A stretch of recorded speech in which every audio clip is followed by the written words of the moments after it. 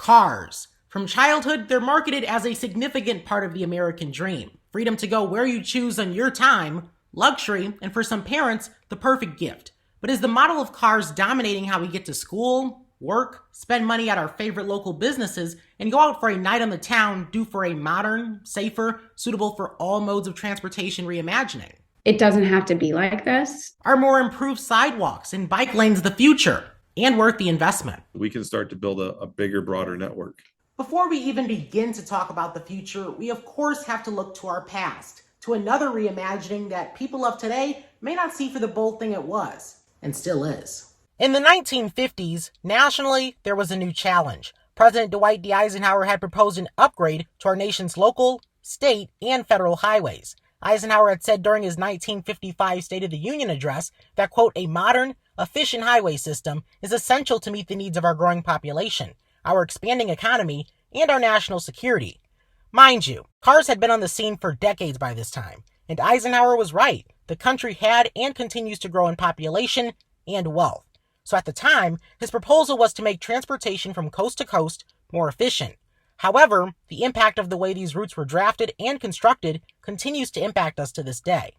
For the purpose of time, let's only look at Toledo's initial highway plan, which included the proposed downtown distributor that didn't become final. The distributor would have run along the downtown riverfront, where Summit Street is now, but most of the plan did eventually become final, giving birth to the loop that surrounds our community.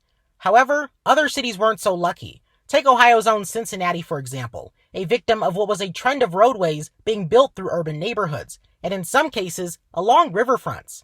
Since then, that city has been able to reclaim what was lost following revitalization efforts. So what does all of this have to do with our streets and reimagining them for the modern city?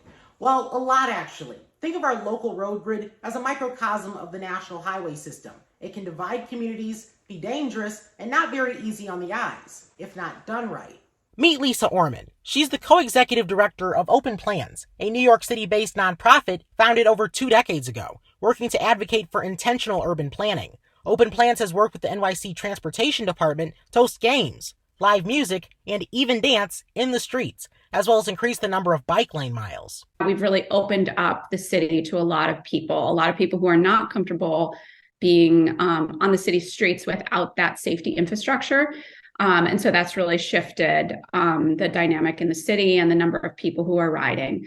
As we all know by now, infrastructure is a big part of implementing changes to how people get around, something the city of Toledo acknowledges, on top of it being a means to improve safety. We've been taking all the signals over the last several years and turning them into those pedestrian countdowns. So we have that.